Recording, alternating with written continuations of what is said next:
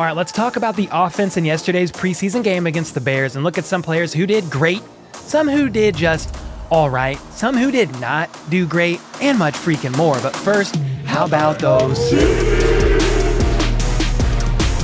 What's up, guys? My name is Cole, aka the red-bearded gnat-smashing legend, or sometimes known as the one, the only, the red-beard Mahomie, and I do daily news about the Kansas City Chiefs, so make sure to sub if you're new, because we are going all the way in this season. Hit that like button if Patrick Mahomes is basically Justin Fields' father, and let's get into this video because there's a lot to talk about as a game was played yesterday. Oh yeah, football is back, so let's freaking go. It was the first preseason game of the season in which the Chiefs played against the Chicago Bears, and yeah, they lost the game, but it doesn't matter. The point of these exhibitions are to see how the rookies, new guys, and those on the roster bubble perform under the bright lights, and well, there was certainly some standout players. Some stood out in a good way, and others not so much. So what I want to do is talk the good, the meh, and the ugly as far as player performance from yesterday's game goes. Let's start first with the first offensive series with all the starters, and Patrick Mahomes was fantastic. He went 6 of 7 for 60 yards and a touchdown,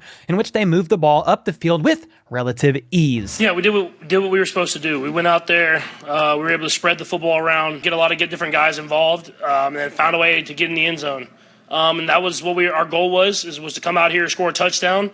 And we did that, so it was definitely a good day and something we can build on. And while they did score a touchdown on a delayed pass to Blake Bell, in which he pretended to be blocking at the line, then spun around to catch a quick pass from Mahomes and took it 5 yards to the end zone, they had an opportunity to score a couple of plays prior via a pass to MVS that would have been a walk-in TD, but Orlando Brown Jr. let a guy through, losing pretty badly on a 1v1 rep, and therefore Mahomes had to rush his throw and got hit a bit in the arm on its release. On that, his arm got hit, or it would have been a touchdown. I was trying to make that throw, and obviously the arm got hit, didn't make the throw, but it was good to see him get open on man-to-man coverage down there in the red zone. So yeah, I get that it's preseason, but the O-line needs to step it up a little bit, because not only did Orlando let one through to disrupt that play, but earlier in the series, a couple plays prior, Andrew Wiley, who was lined up at right tackle, lost his rep, and Mahomes got nailed right below the chest piece. It was a pretty big hit, and one that Mahomes later said it was a bit more than he would have wanted for his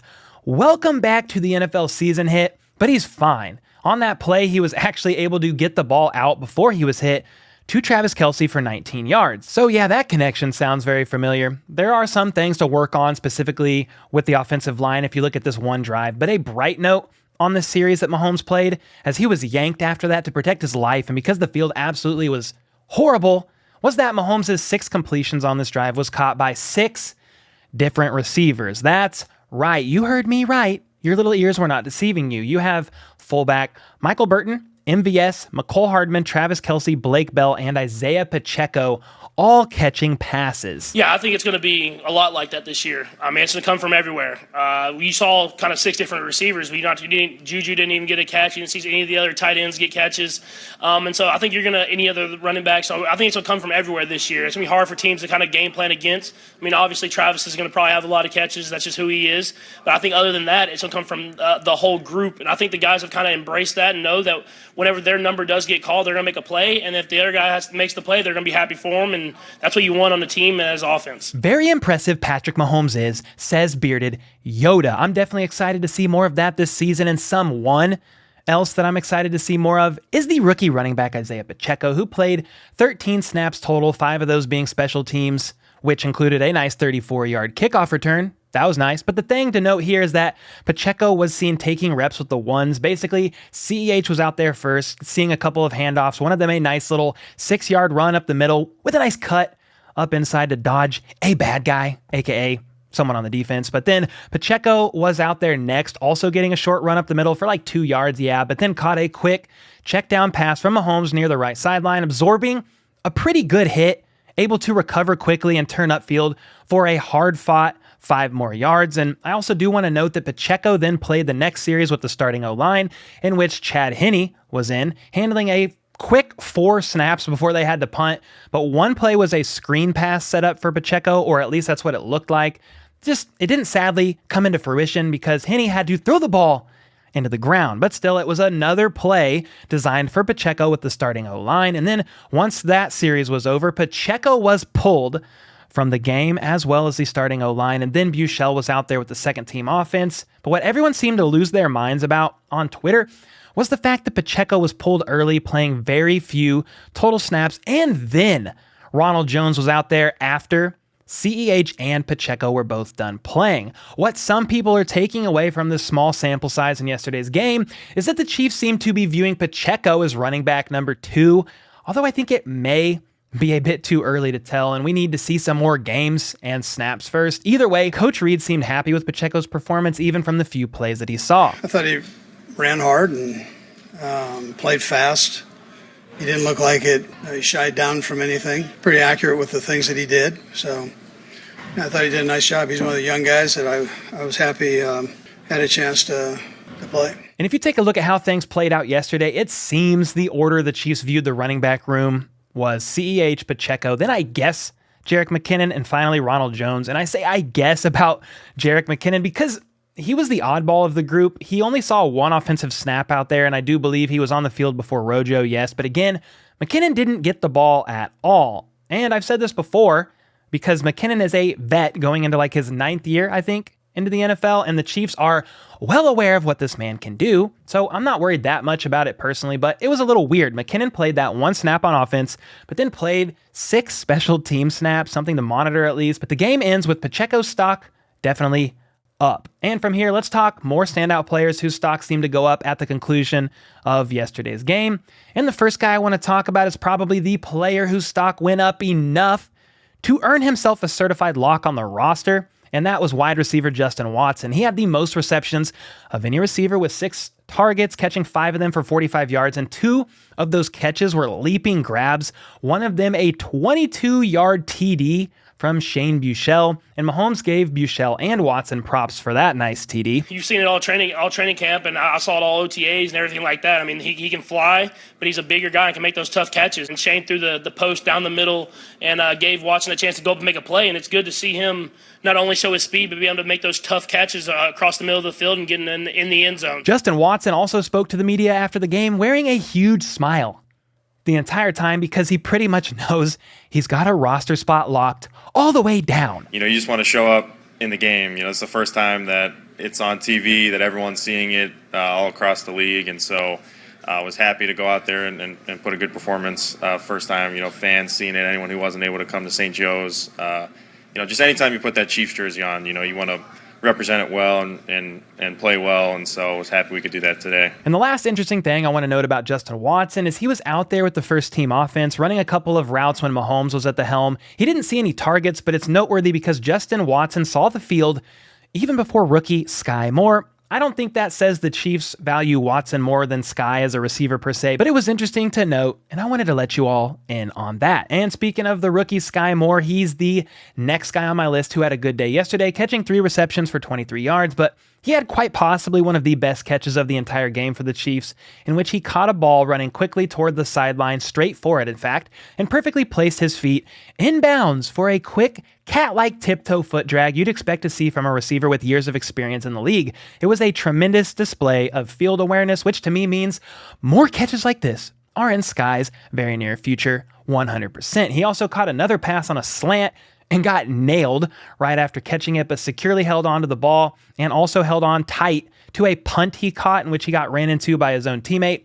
Somebody from the Bears pushed him into Sky, but still, Sky is basically Spider-Man, and his hands are pretty much made of glue. Definite good signs for the rookie Sky Moore. The next offensive standout to me would be wide receiver DeRuse Fountain. He caught 3 passes for 24 yards and honestly just looked solid out there on the field, quite possibly showing that he will be locking the 6th receiver spot up behind Justin Watson, as many of us presumed anyway. It is surprising to me, however, that Fountain played 17 snaps on offense, but 0 on special teams. I don't know if that's because of him just recently coming back from that groin injury or what, but he's someone you'd think would be getting some special teams reps in as well, as that's how we're predicting he gets on the roster, as wide receiver depth, but solid special teams usage. So they are either still ramping him up from that injury, or Dave Tobe knows what he has in Fountain already on special teams and wanted to give some of the other guys looks instead. And one last player I want to talk about whose stock I think went up would be fullback Michael Burton. He caught the first pass of the game running for like 12 yards,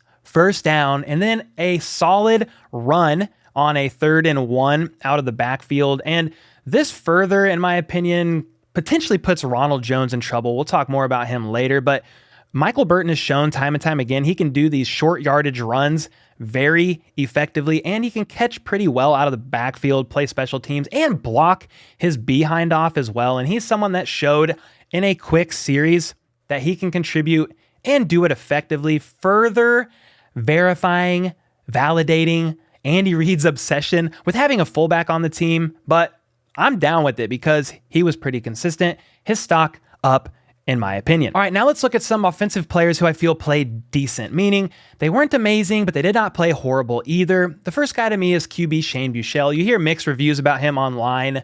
Sounds like an Amazon product, but you know what I mean. He played decent, though, in my opinion, going 12 of 19 for a TD and also an interception, but I think he nearly had 3 interceptions, if I remember correctly, though.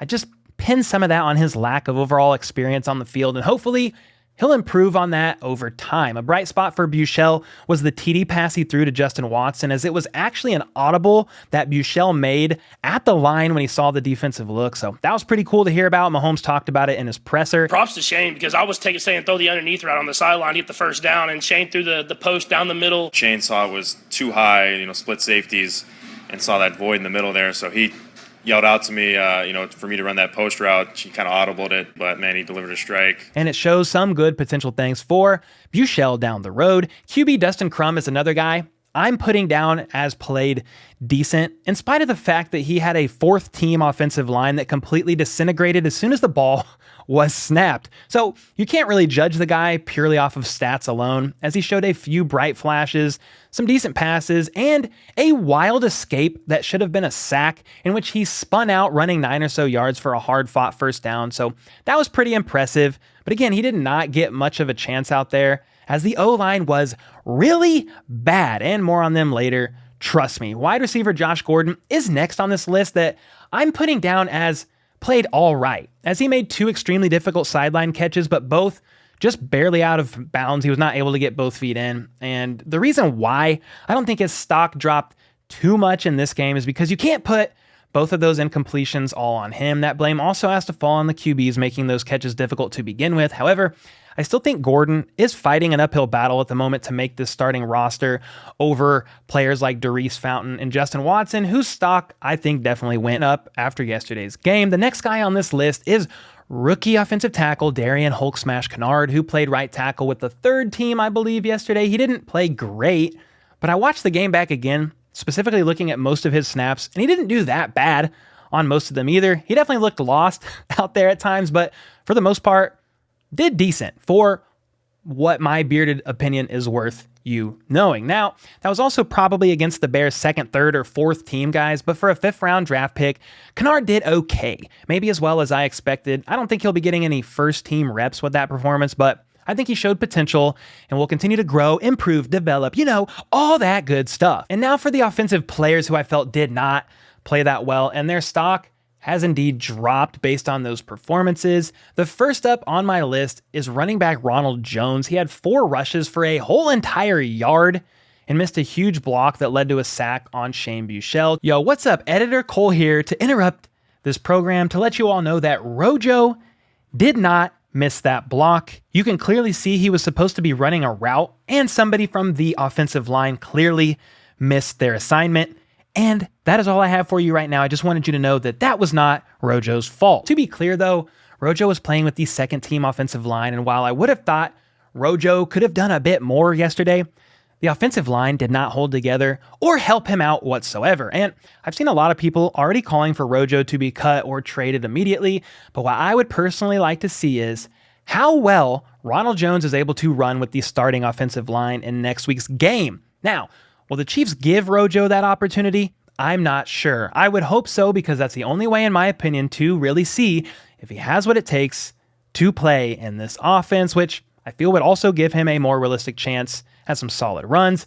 But we'll have to wait and see. Regardless, I feel Pacheco's stock rose, and RoJo's lack of doing much of anything caused his stock to drop, even if slightly. And then there's the whole Michael Burton situation and him being able to potentially do some of what RoJo can on these short yardage runs, and more. The next guy whose stock I feel dropped is another running back, and that is Derek Gore. Yeah, sadly, he's a fan favorite from last year, but he dropped 2 passes that should have been clear catches. They were decently easy catches, in my bearded opinion at least, and he also fumbled the ball as well on a short run up the middle. Shortly after that, though, he did leave the game with a neck injury of sorts that could have happened on that exact play where he fumbled, but I'm not 100% sure. Either way, his stock certainly dropped after yesterday's game, and we need to see more out of him next go-round 100% if he wants to stay around. The next guy on the list is wide receiver Cornell Powell, who possibly had one of the worst drops outside of Derek Gore. Powell dropped a wide open pass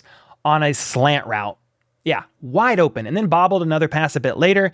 And while he did catch that pass, he just did not seem confident out there on the field to me, especially considering his recent standout training camp performances and how much he was getting hyped up. I definitely expected him to have a bit better of a game overall. Powell did play 10 special team snaps as well, so he does have that going for him, maybe the only positive of his performance that I could find yesterday. And the next on my list whose stock has dropped after yesterday's game would be almost the entire offensive line outside of the starters themselves. They really seem to struggle a lot of the game and quite possibly reveals a lack of solid depth overall for the Chiefs' offensive line. The only thing that eases my mind a bit about that is if any of those guys have to fill in during a game or for multiple games due to a starter getting injured, it would in theory be alongside the majority of the other starters and not some thrown together line who have absolutely no rapport whatsoever outside of practices. So there you have it. Stock up for Patrick Mahomes, running back Isaiah Pacheco, wide receivers DeRuse Fountain, Sky Moore, Justin Watson, and also fullback Michael Burton. Then those who played decent but not great. QB Shane Buechele and Dustin Crum, wide receiver Josh Gordon, and offensive tackle Darian Kennard, and finally players whose stock dropped, i.e.